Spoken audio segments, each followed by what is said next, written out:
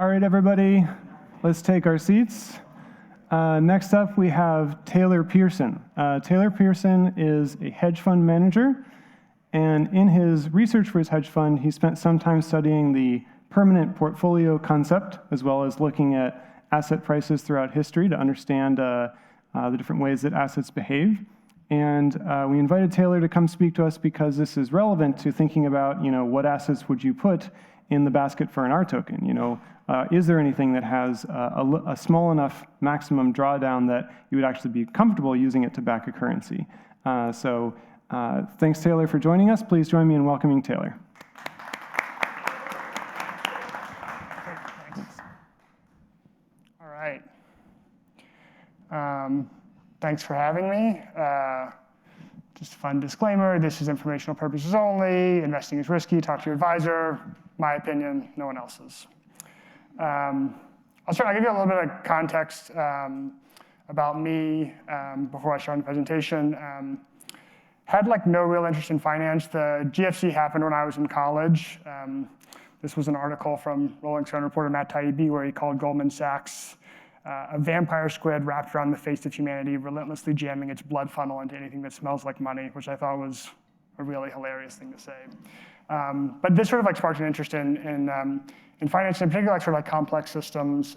I found a lot in Nassim Taleb's work around that time, which I thought was really interesting. And that's been a bit of a through line for my interest. I worked in tech for a while. I wrote a book called The End of Jobs that was sort of looking at the impact of technology on careers and labor markets. And in 2016, I read this thing called the Bitcoin White Paper that I also thought was super interesting. And it had this line, the network is robust in its unstructured simplicity. And that really piqued my interest about sort of crypto and complex systems and robustness and some of the things.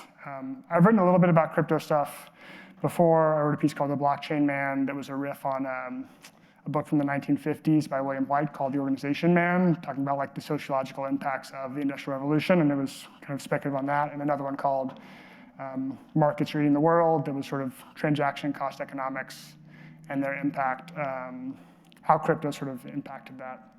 And then for the last 5 years, as Nevin mentioned, have been working on building long-term portfolios. And sort of maybe a question that motivated this is, imagine you had to set your investment allocation at 25 years old and you couldn't change it until you retired at 65 or 75 years old. What do you sort of put in that portfolio, or how do you go about constructing that portfolio? And that sort of built one of sort of my core beliefs around investing is I don't believe I can predict macroeconomic changes. I don't believe I can predict central bank actions or pandemics or these sorts of things. And so how do I construct a portfolio that was robust against many different possible futures? So do a little trivia question here to start. Of the following assets, major assets, which has the lowest real max drawdown? Real just means after inflation, if that nomenclature isn't. So we'll do show of hands here. Cash under mattress, US dollars. Yeah, crypto conference, no one's, oh, we got one. All right, T-bills, lowest real max drawdown. Anyone for T-bills? Okay, US stocks. People really stand up. Foreign stocks, we got one for US stocks. Foreign stocks, not much. 10-year bonds. Got one for bonds. Gold. Is gold going to be the big? All right, more for gold. The answer is T-bills, the lowest real max drawdown of 1926 to 2022. And then what do you think the max real drawdown was for T-bills over that period? So 0 to 20%. Okay, one taker. 20 to 35%. This is in real terms too. 20, 35%, yeah. 35 to 50. Couple over 50. So these is all of them. 48% is the max drawdown for T-bills over this period. Cash under mattress was the worst. Inflation, stocks, foreign stocks, 10-year bonds was the second best. Gold with an 84% max drawdown. You can see they also have all pretty gnarly sort of worst one-year returns. And so I think, when we start to think about how do you, for this sort of conference, maintaining purchasing power, maintaining over time, no single asset has historically done an amazing job of this. We said like T-bills was the best, and even in real terms, it had almost a 50% drawdown over this period. So I'll talk about 4 things today. One is why the path of returns matters.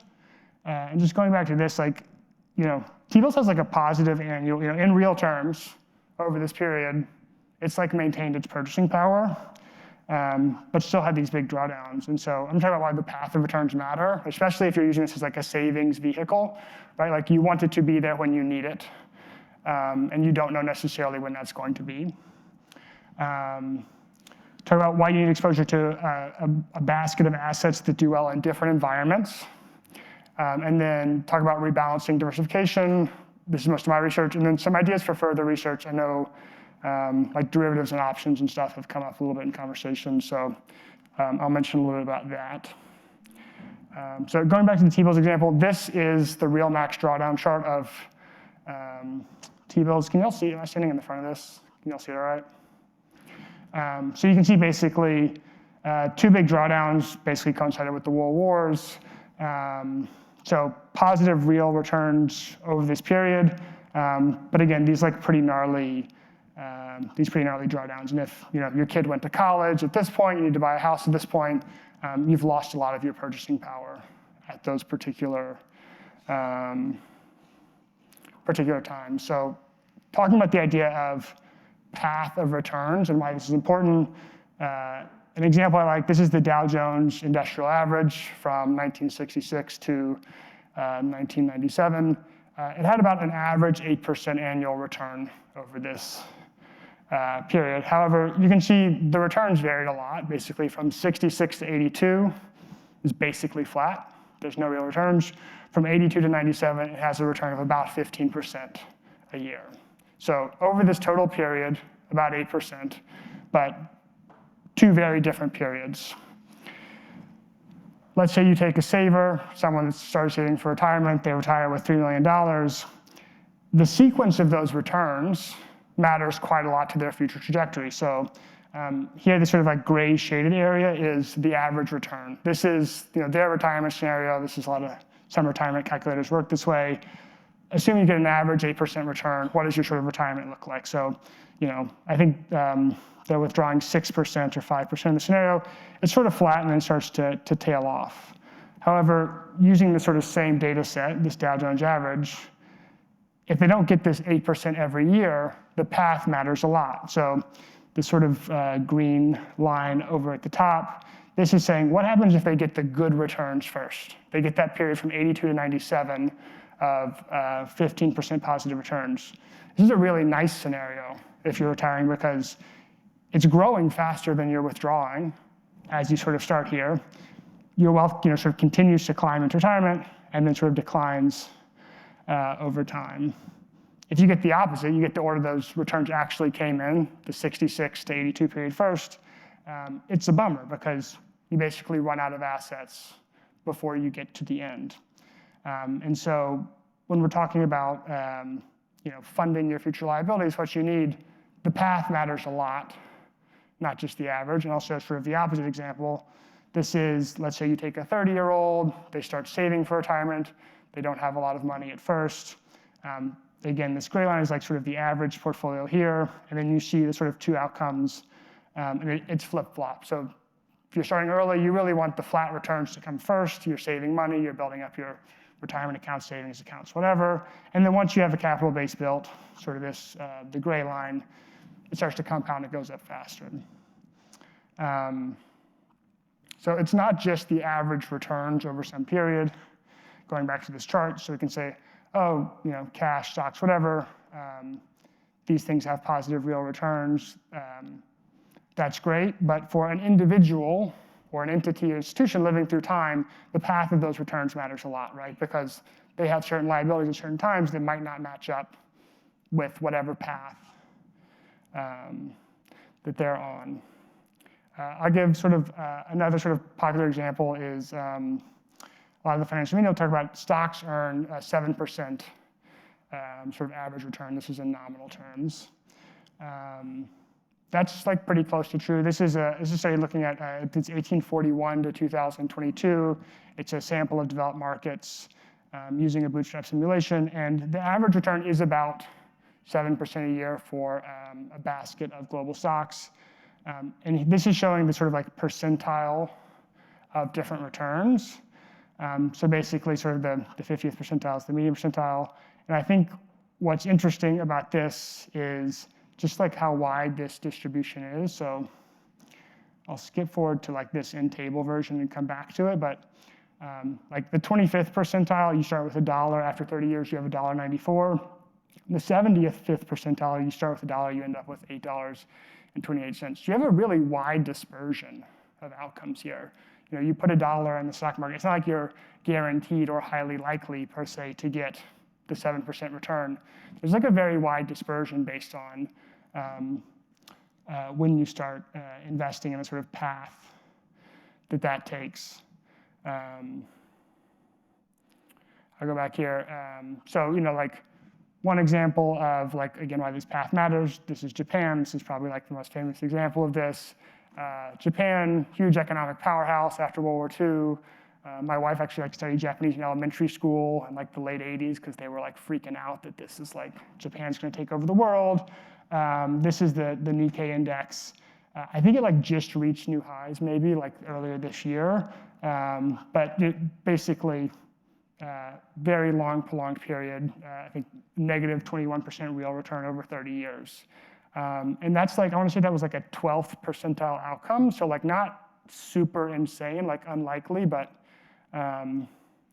not super insane. So when we're thinking about sort of like the path, I want to set a portfolio and I want to forget about it for 40 years, the trajectory that takes really matter. And for most people,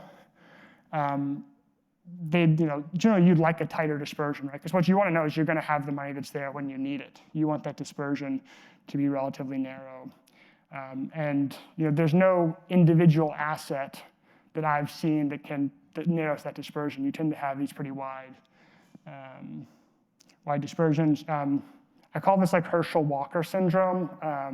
Herschel-Walker was a running back in the late 80s, early 90s. He started his career for the Cowboys. He was really good.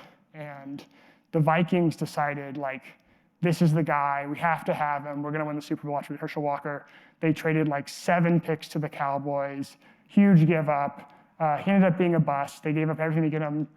Dallas used the picks. They built a championship team. They won 3 Super Bowls in the early 90s. And I think the idea here is, you know, you see this one thing. I want this one individual thing that's going to do everything, which is sort of what the Vikings thought. And the Cowboys said, we need to build a team, right? It's how all these different pieces interact that matters to building a championship team. So want to kind of go into here like, okay, if it's not one individual asset, it's a combination of assets. What is that potential combination? I would say like the most common approach in sort of asset management today is the 60-40 stock bond portfolio. If you just go to a random financial advice, this is like a very common approach. We're going to put 60% in stocks, 40% in bonds. Over the last 30 years, this has been like quite good. Stocks and bonds have been mostly negatively correlated after the tech bubble in 2000, which has meant, you know, when stocks go down, bonds go up, you're rebalancing between them, it kind of offsets each other nicely. The challenge with this approach is in inflationary periods in the past, stocks and bonds tend to be correlated and they don't do very well together. This is looking at real returns 68 to 82. That's kind of a stagflationary period in the US. And you can see basically flat-ish over this entire 15-year period, no real returns, and then like a pretty meaningful drawdown over the course of the 1970s. So going into sort of this idea of like, how can we get exposure to a broader basket of assets? I think Nevin mentioned, I think a really cool example that I want to talk about is something called the permanent portfolio. It was designed by this guy, Harry Brown. He was a financial advisor in the 1970s.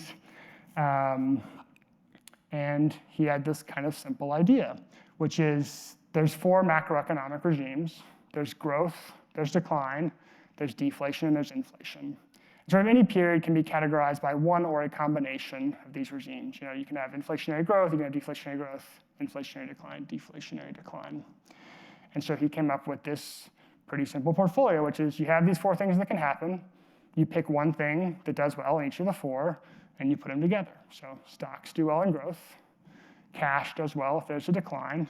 As just for the purposes of this, like you can assume cash is T-bills. Mostly if you're talking about like investing, usually cash and T-bills are used synonymously. So when I say cash, you can assume T-bills basically. But bonds do well in a deflationary period, and gold does well in an inflationary period. So here's the asset curve. This is 1973 to 2022. These three different assets. This is in nominal terms. I just want to use this as an example to talk about combining individual assets and their impact. And if you just kind of like eyeball these different curves here, they're like all kind of different, right? They don't quite go on top of one another. They're all going up and to the right broadly, but you can see gold has this big run in the 70s, and sort of the late 2000s. Stocks, sort of go up and down over this period. And then I'll show this on the next slide, but again, kind of eyeballing. Bonds do the best. Stocks also do quite well. Gold, sort of not the best performer. CAGR is compound annual growth. It's what's the annual growth rate they're compounding at. And then bonds with the lowest drawdown, stocks and gold, both with more material drawdowns. So what happens if we were to just take these three things, combine them equal weight, stocks, bonds, and gold, and rebalance it monthly? And so this is where I get into sort of rebalancing diversification. You get this green line, that's the combined portfolio. And this is a really cool result in my mind, because what happens? One is your compound annual growth rate of the combined portfolio is higher than that of any of the individual assets. You didn't take any additional risk per se into sort of leverage or taking riskier assets. You're just rebalancing them. And if you look at sort of the combined portfolio, the annual volatility and the max drawdown is a lot lower than they are for stocks and gold, and like kind of comparable to what they are for bonds. The sort of like the quip about the permanent portfolio is historically you've gotten sort of stock-like returns for bond-like risk. And that's not quite true, but it's not sort of wildly untrue either. And so this whole portfolio is greater than the sum of its parts, we could say, right? By combining these things together and rebalancing between them, you create something that is more stability through volatility. If you take things that are themselves volatile, but are negatively correlated with one another or uncorrelated with one another, and combine them, you can create something more stable. And so I think particularly the addition of gold here is interesting, and that it is additive, even though it's the lowest performing, has a very high drawdown. It's additive to the portfolio because it does really well at 2 times when things do bad. It does amazingly well in the 1970s, which I'll talk about more later. And the early part of this graph is kind of like squished down because it's not a log chart, so you can't quite see the stock and bond drawdowns, but you can see the big gold pop, and then it does well again, sort of in the 2000s and post-GFC. This is showing the same portfolio. For the previous examples, I took out the T-bills component, sort of make it simpler. But this is if you do like the original 25% stocks, bonds, gold, T-bills. And again, like a pretty cool result. Like you have this pretty similar CAGR to what you'd expect from any of the individual assets, with like a much lower, or material lower volatility and max drawdown. And the Sharpe ratio is just the CAGR divided by the volatility. Is actually a better Sharpe ratio than I think all of the individual ones. Maybe bonds was better.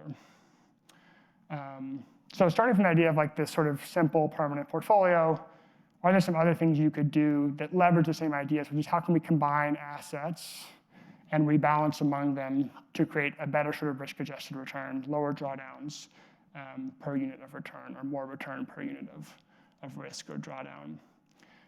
So like one thing that stands out is gold. This is a cool result from, I think Campbell Harvey is the professor at Duke. Gold has been like remarkably stable over long periods. I don't know how he got this price data, but is looking at a US Army captain pay, I think in like 2010 versus a Roman centurion, and like really close to each other. But gold is not particularly, we saw the max drawdown, I think, was like 80%. Like has not historically been super stable over years or decades, certainly not weeks or months.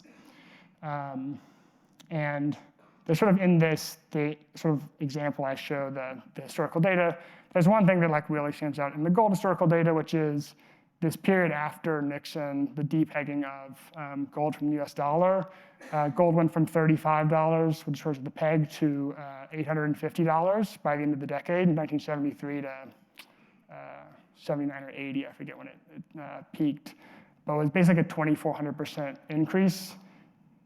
That's like a pretty big anomaly, like gold going up 2,400% again would be sort of like a big assumption in my mind. So I think one obvious question is, could we take the idea of gold as an inflation hedge and put something else in its place? Like a pretty logical next step would be, what if we just used a basket of commodities instead of using a single asset? Historically, commodities have done well in inflationary periods. And so taking the gold that's supposed to be an inflation hedge and replacing it with a basket of commodities, you get some more diversification across the basket without being so reliant on gold. You could also build on this and do what's called a trend following strategy on commodities. It's a pretty simple idea. Basically, the idea is something's going up, you buy it. Something is going down, you sell it, or you go short it. It's sort of the opposite of what people think of as value investing. It's like a pretty big anomaly in quantitative finance, it's tested quite well out of sample. Sometimes it's called time series momentum. But the idea is, instead of just holding a basket of commodities, what if you applied this sort of trend following approach where you're going long the commodities that are going up, short the commodities that are going down? Again, historically, that seems to have like worked pretty well. This is looking at, the first one's a trend following approach on commodities. The other one is just aggregate buy and hold commodities. It does a bit better in inflationary periods, but then it like particularly does better in non-inflationary periods because it can also go short the commodity strategies.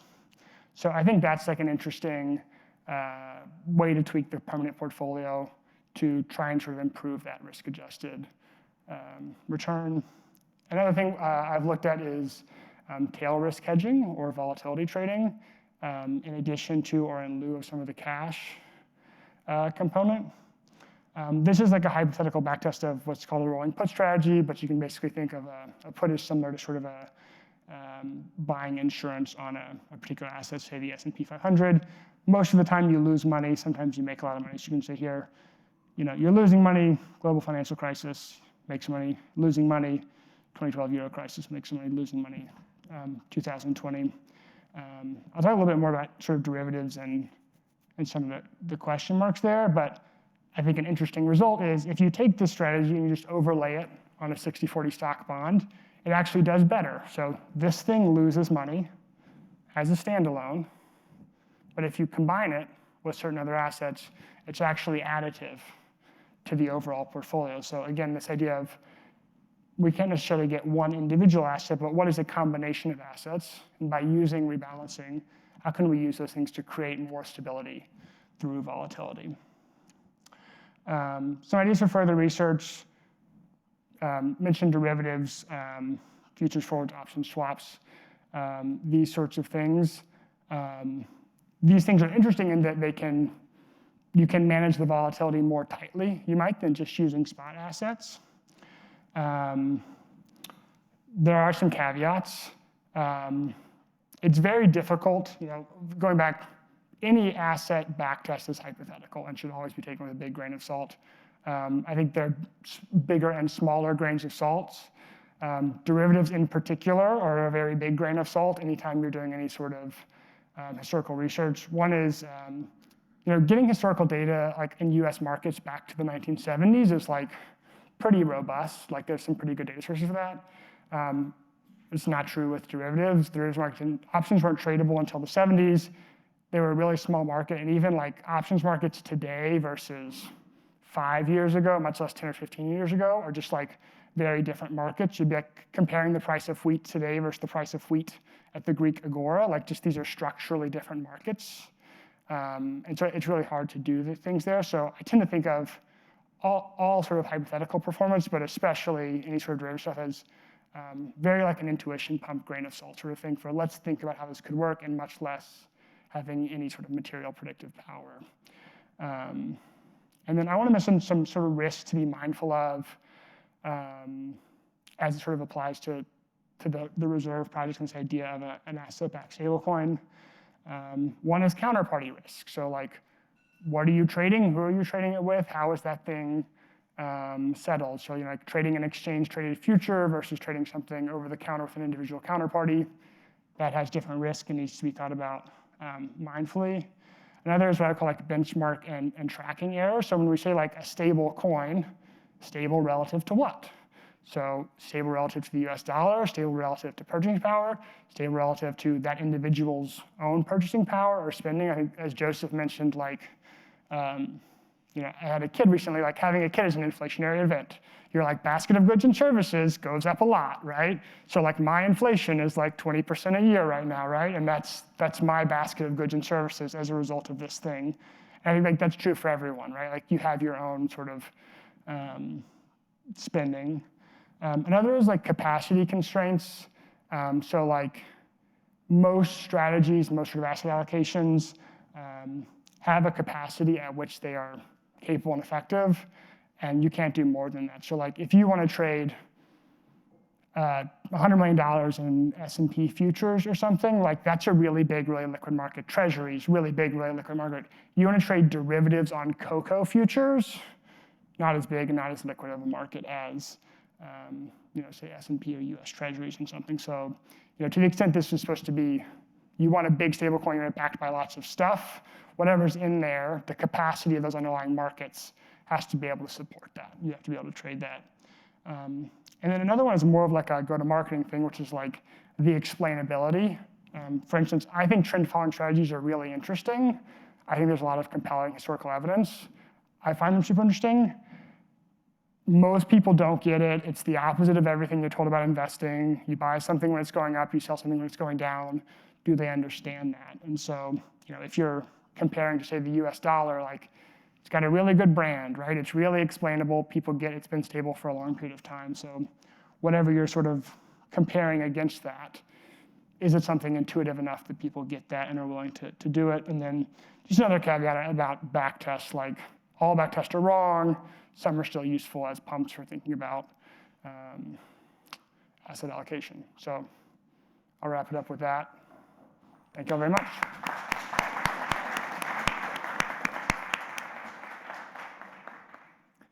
Thank you, Taylor. We're going to do our few minutes of question time again. All right. Okay, great. So let me again start with a couple of simple questions. You mentioned this quick phrase that commodity trend following strategies tested well out of sample. Are those the words you used?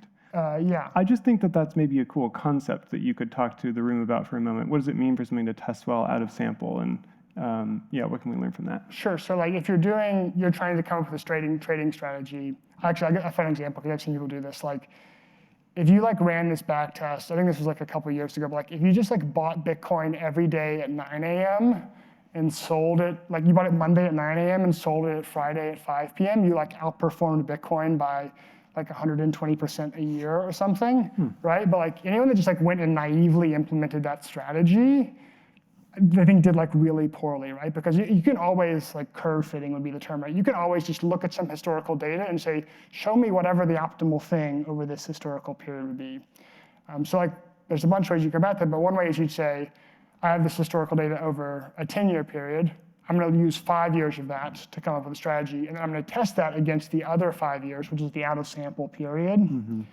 Or I think this strategy works well in the S&P complex, then I'm going to go test it over that. So you can use a different asset, or you can use a different time period to like test it out of sample.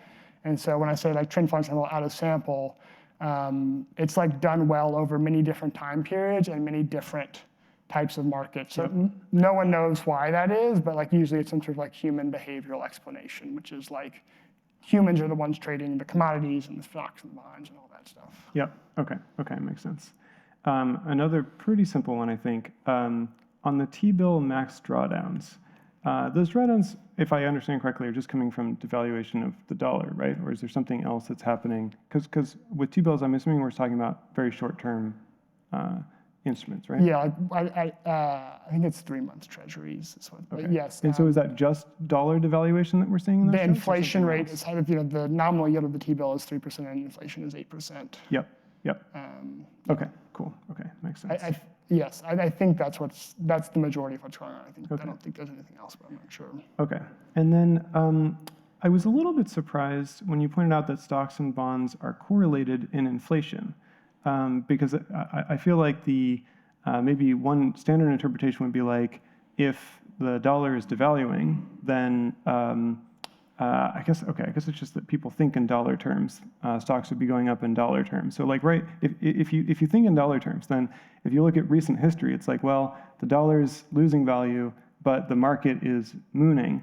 Is the market just appearing to moon because the dollar is losing in value, or do you think that like the recent period was a counterexample where where stocks were, would you say, doing well in inflation? More that the recent period's a counterexample. So just Okay. like I hear people like CNBC or whatever. Oh, like you should buy stocks because companies will raise their prices and stocks will do well.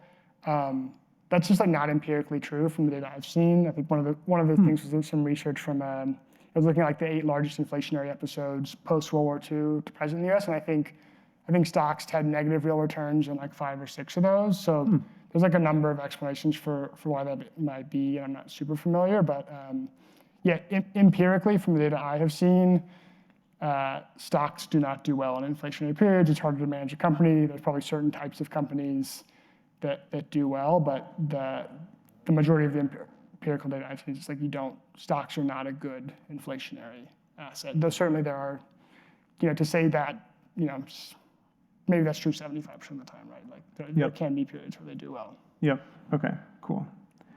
Okay, and then I have one more question that's a concept that I think is probably simple to you, but maybe novel to some people in the room that I think might be helpful for thinking about art tokens, which is the Sharpe ratio. You briefly mentioned and defined what it is, but could you just walk us through in sort of 101 terms, the compound annual growth rate, volatility, and Sharpe ratio? And then the question I have on top of that is, what sort of Sharpe ratio should we be looking for an R token basket? Or is that not even the right question to ask? But let's start by just sort of defining what the Sharpe ratio is and how it's typically used in portfolio management. Yeah. Compound annual growth rate is the compound growth of the asset over time. I use that term specifically. There's something called like an arithmetic average and a geometric average. So your arithmetic average is like use like a simple, like let's say you had an asset that trying to do the math in my head, but like it went up 50% and then down 100%. Let me see if I can, but let's say it went up 50% and then I had a good example of this that I've used before and I can't remember, but you could just look at, let's say this thing has over 10 years and you just like sort of naively average all those returns, which is to say like it did 10% this year, right, negative 20%, then 10%, then negative 20, negative 10. You sort of add those up and just divide them. That would be the arithmetic average, but that's not actually the path you get. right. And like the intuition there is basically a 50% drawdown takes a 100% return to get back to 0. So that's probably a better example, which is something goes down 50% and up 100%. If you just like average those two numbers, your average is a positive 25%. But like in compound annual growth rate, you have whatever the same amount you started is with, right? Because the amount you need to recover is greater. Then is it right to think that like you take sort of the starting value and the ending value, whatever that was, and you ask, and you're trying to figure out like what rate of appreciation, if it had been the same every year, would have led between that starting value and that ending value? Is that the compound annual growth rate? No, it's saying like what is the actual, so like in this example, you go down 50%, up 100%. Your arithmetic average is plus 25%. Your geometric, which is the same as your compound annual growth rate, is 0% because that's what the growth, you started with $100 and went down to $50 and went back up to $100. What's your growth rate over that time is 0. Okay. And so does that mean that the compound annual growth rate, it wouldn't matter what the path was, only the starting point and ending point, or does the path matter?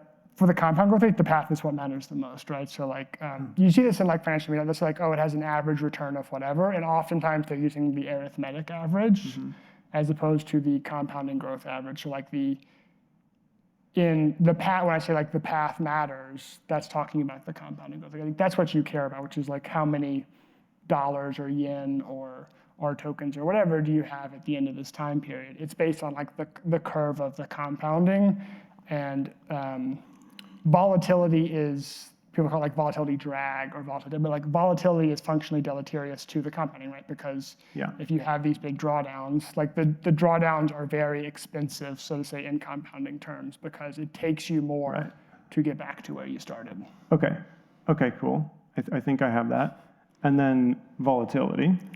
Yeah, I use the term like risk-adjusted returns. Like typically that means using volatility as a measure for risk, but maybe I'll just talk more generally about like risk. There's Sharpe ratio, Sortino ratio, Ulcer. There's like a bunch of different terms for how this is defined, but the idea is if you're comparing two strategies or two investments, how much CAGR, how much return are you getting per unit of risk? Volatility is often used as a measure of risk because in most contexts it's pretty good, in some contexts it's not good, and that's sort of the convention. So it speaks about saying like what is the sort of, we're defining volatility as risk because that's sort of a measure of what is the one standard deviation or one sigma volatility of this.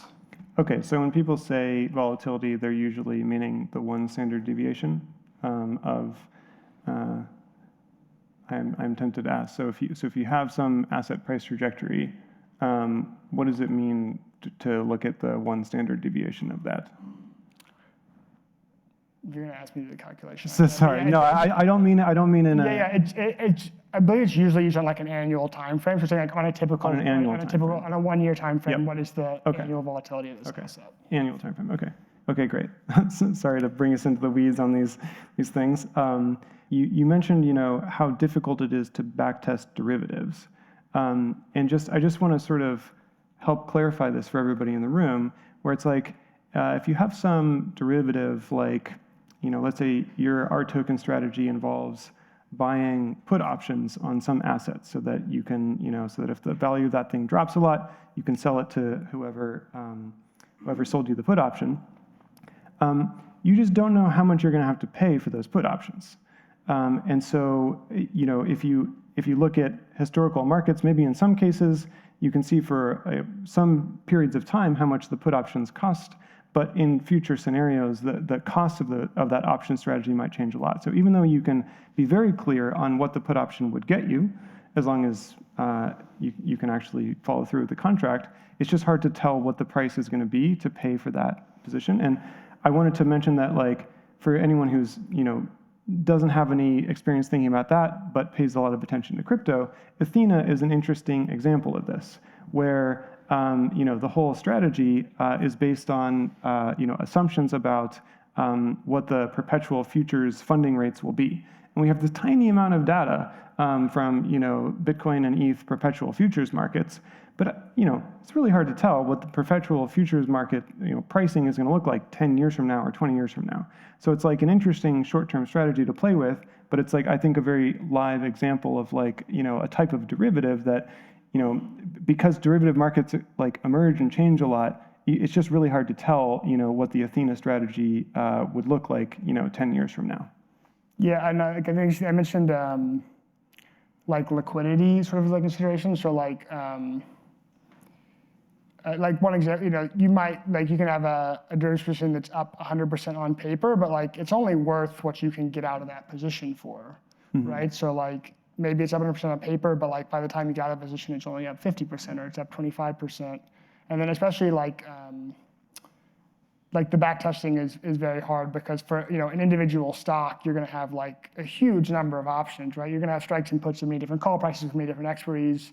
You could have like thousands of options. Like some of those might not have traded at all on a certain day, or traded in very low volume, and like so how that interacts with the capacity and stuff. So yeah, I'm like very dubious of any sort of long range backtest with derivatives, and I think that the qualitative factors of those markets, like the details matters a ton there. Yeah. And so there's like a bigger grain of salt than with I want to see trading an S&P index fund or something like that. Yeah, yeah.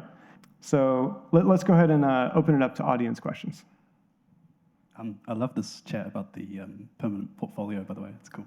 I'm curious what you think the role of crypto native type assets might be in the, I guess, the supplementation of the permanent portfolio, or the substitution of certain quadrants, or whether certain crypto assets might even possess qualities that straddle multiple. And then, additional question, if you have any thoughts on it, how do you see staked ether in particular? Because it kind of has this very unique kind of commodity yield generating characteristic to it. Yeah, like in general, like even just take Bitcoin, like my confidence in fitting any sort of crypto asset and knowing how it is likely to react across different macroeconomic regimes is like very low, very low. It's really only existed in sort of like a bull market for US equities, right? So like no empirical data about how it performed in some other sort of environment. I think if you want to include it in the model, you make some sort of qualitative assessment, right? Of like, well, it has certain properties, like you want to say Bitcoin has certain digital gold-like properties, and so maybe we want to assign, make some qualitative assessment that a small allocation like that. Like I think you could do that, and that'd be reasonable. Like it's all like position sizing is also always like super important, right? Which is to say like I haven't looked at the data. Like historically, like Bitcoin's been like 100 vol asset, right? It's super volatile. So like you're not going to put it in equal proportion to US bond, like a 10-year bond or something, right?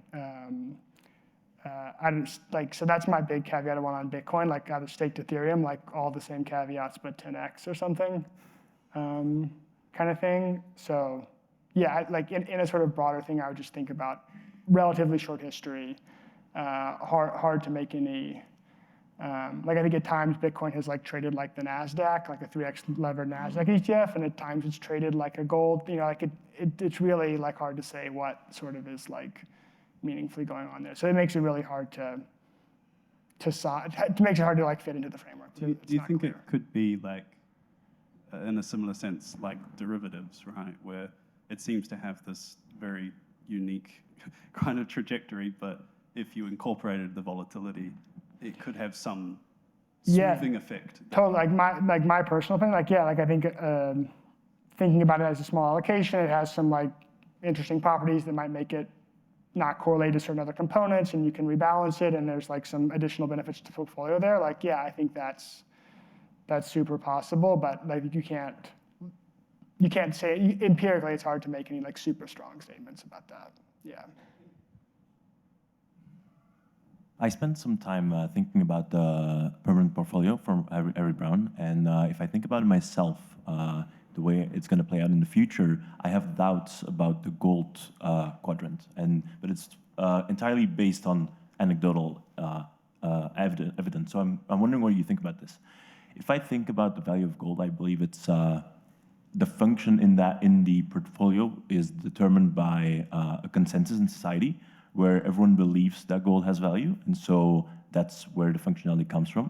But then if I think about it, for example, my grandparents' generation, in their society, there was this clear consensus that if the economy is going bad or if there's war going on, you buy gold, and then that retains the value of your money. If I compare that consensus with my parents' generation, it's kind of the same, but less. For my generation, it's almost even less, but almost non-existent. If I think about it like that, I think the generation, my kids, or even in a few more years, I believe the value of gold, that consensus is going to go away. And therefore, the functionality of gold is also going to go away. So my question to you is there any truth to that? And if so, do you have any idea what might replace gold in that portfolio? Like my honest answer is no, I have no opinion on that. I think for me, more diversification is good, right? So like using a basket of commodities rather than gold, regardless, is like an interesting approach, or using a commodity trend following approach is interesting without necessarily needing to make any predictions about how does like the human behavior around gold and its role in society and like people's headspace and stuff, how does that change? So like that's how I would like start to look at it, is like, is there sort of a free lunch here, right? Like, can we have something where you have some gold exposure, but you have other exposures, and like those things are, you don't necessarily have to make sort of like a prediction, but I think that, I mean, that's like the hard stuff. I gave the example, like we're talking about like the out of sample stuff. Like it's really easy to come up with some like pick some time period, come up with some optimal portfolio. Like it's like not that hard to do that, but it's like, what are the qualitative things that are not showing up in that data set that like need to be accounted for, to sort of like adjust that. So like that would be an example, and there's like many, demographics, like we've had rising population for a long time, sure to have falling population, like what does that imply about future equity valuations? I don't know, it could be bad. So like, I think there's like a lot of hard qualitative questions like that. And I try to come at it from sort of like, let's just assume I don't know anything special. Let's just assume I don't know anything special about that I don't have any edge in that, so to speak. Like, how do I start from building the portfolio? You try to get away from those questions, basically, through more diversification. Yeah, like I don't think I have any edge in that question. Like, I don't think I know something that the market does. I don't think I have any. So I don't want to take any. To the extent I can, I don't want to take any risk there, right? Because I don't think I have any edge in taking that risk. Thank you so much. All right, we have time for one more question. So in your 4 quadrants of like growth, decline, deflation, inflation, we think about our tokens as being a basket of everything. Are there some things or more assets in some of those quadrants, or should we be thinking about picking the best, or so it's like picking the best or just everything? I mean, like, so sort of the way the math works out is like the ideal thing to add to a portfolio is something with like a large positive return and negatively correlated with the rest of that portfolio, right? Because then it's going to make money on its own. It's also going to make money when the rest of the stuff loses money, and so the rebalancing effect is greater. Like in practice, it's really hard to find that. You know what I mean? Like there's no free lunch kind of thing. It's really hard to find those sorts of things, but like, yeah, more diversification is good if it can do it. And then just thinking about like real estate as an example, some people like to incorporate like real estate, but it has different characteristics. It's like less liquid, and depending on the size you're trading, right? Like how diversified can the underlying are you super exposed to commercial real estate in Boise, Idaho, and like are you okay with what those sort of risk things are? So yeah, I think the idea of I like the permanent portfolio because it's like a pretty simple. It's a pretty simple thing, but yes, could you find other components and like build out the diversification to make it like more robust? Like, yeah, I think that's like the idea of like commodity trend following or doing some hedging or things like. I think those are really interesting ways to supplement that. I think from like to the extent I sort of understand our token idea and project, it's like what are the capacity of those underlying things? What are the liquidity of those underlying things? What is the, if you want this to be widely adopted, what is the marketability? Like, do people understand what those things are? And are they comfortable having them as collateral for what they're holding? And so I think those would be like the sorts of questions I would be thinking about. But like in the abstract, for sure, like more diversification is good. All right, excellent. Thank you so much, Taylor. Thanks, Kevin. Appreciate you coming out.